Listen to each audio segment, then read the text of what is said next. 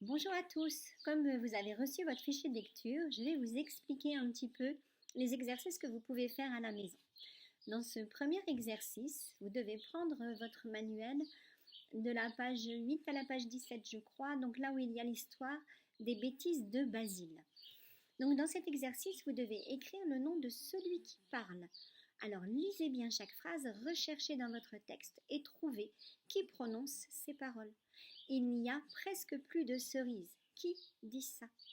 Est-ce qu'on peut arroser les fleurs? Qui prononce cette phrase? Oh oui, les rosiers ont besoin d'eau. C'est amusant. Oui, mais fais attention. Oh, pardon, je suis désolée.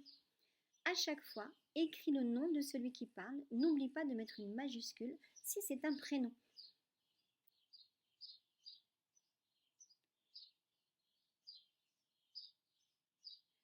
Dans ce deuxième exercice, tu dois bien observer le modèle, puis continuer de la même manière. On te demande de mettre en couleur la fin du mot et de dessiner le symbole ZZ en dessous. Alors, le premier, c'est il est heureux. Quel son entends-tu à la fin de heureux? On entend le son E et c'est EUX qui fait le son E. Quand je veux dire elle est heureuse, je vais utiliser les lettres SE pour faire Z. Si on fait le deuxième ensemble, il est joyeux. Qu'est-ce qu'on entend à la fin de joyeux? On entend de nouveau le son E qui s'écrit EUX. Donc on repasse en rose EUX et on va transformer avec L. Elle est comment? Elle est joyeuse. Avec toujours ce Z qui s'écrit SE. Tu vas continuer avec les autres mots. Tu peux remarquer que à chaque fois, on entend bien le son E à la fin qui va s'écrire EUX et quand on dit elle, ça devient euse avec un Z, SE. Je te laisse continuer.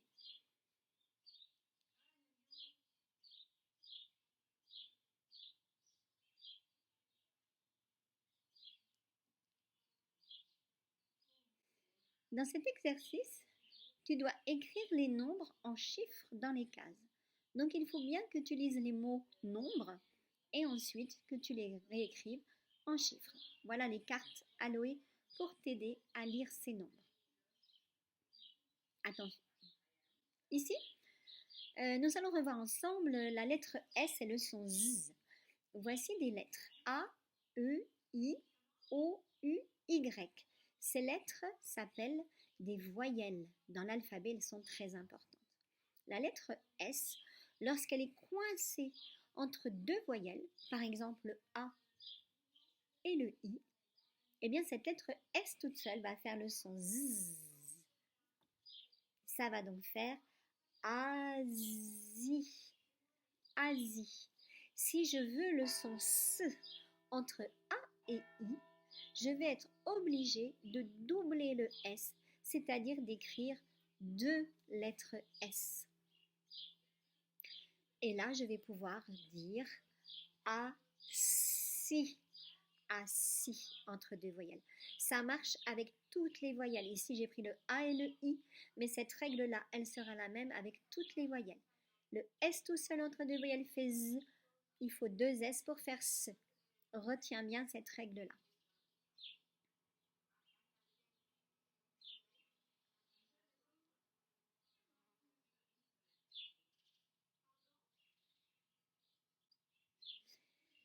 Dans l'exercice suivant, tu dois dessiner les symboles soit S, soit Z, selon ce que tu entends dans les mots.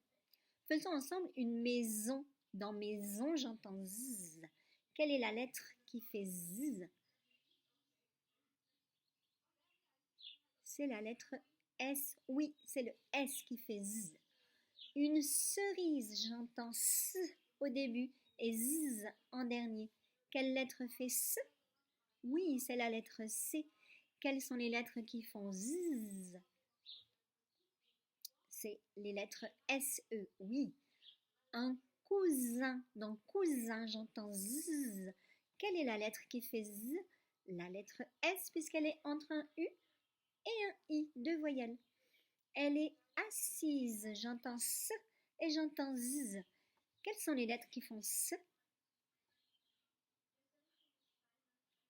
Oui, ce sont les deux S parce qu'ils sont entre A et I.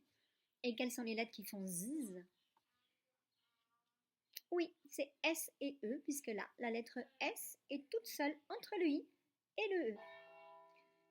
Ici, tu vas devoir trouver le mot qui manque dans chaque phrase. Pour pouvoir le trouver, il faut que tu lises la phrase. Il y a des sur un pommier. Il y a des quoi sur un pommier? Il y a des... Oui, il y a des pommes sur un pommier. Remarque comme il y en a plusieurs, on met ES à la fin. Tu vas faire la même chose avec les phrases suivantes. Tu lis bien les mots qui sont déjà écrits et tu vas te servir du dernier mot d'abord pour trouver le mot et ensuite pour bien l'écrire. Je te laisse faire.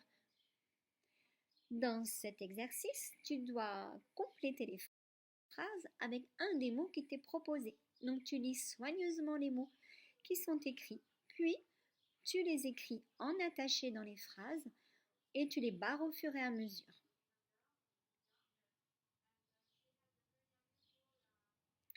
Cet exercice-là, nous l'avons déjà fait plusieurs fois.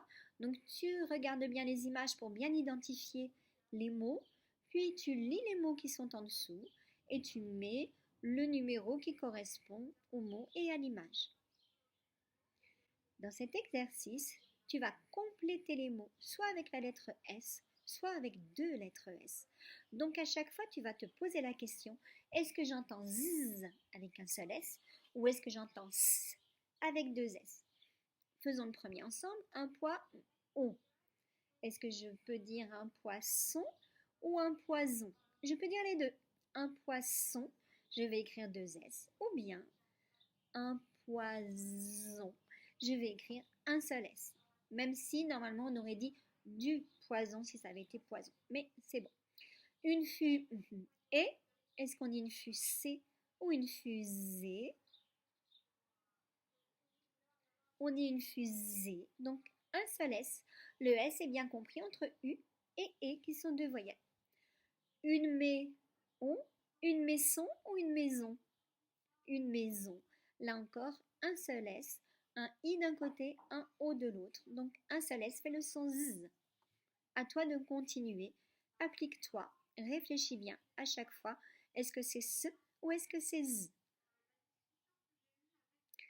Dans cet exercice, tu vas bien lire les phrases qui sont dans les cases à découper et à chaque fois, tu vas te demander est-ce que c'est quelque chose qui s'est passé avant? Est-ce que c'est quelque chose qui est fini? Auquel cas, tu colleras dans la première colonne.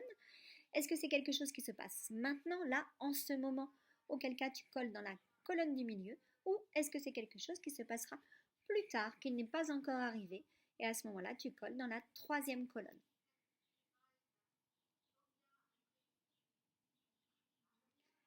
Dans ce dernier exercice, tu dois prendre ton manuel à la page 15, la page où il y a le programme télévision. Et tu vas répondre aux questions. Ces questions, les réponses sont toutes dans ton programme de télévision. Donc il faut vraiment que tu cherches sur ta page toutes les réponses y sont. Première question, à quelle date se passe cette histoire? La deuxième, comment s'appelle la chaîne de télévision? La troisième, à quelle heure est le documentaire?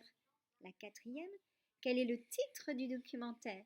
Et la cinquième, combien de temps dure-t-il? Voilà, donc je te laisse bien réfléchir. Travaille bien, bon courage et puis à bientôt.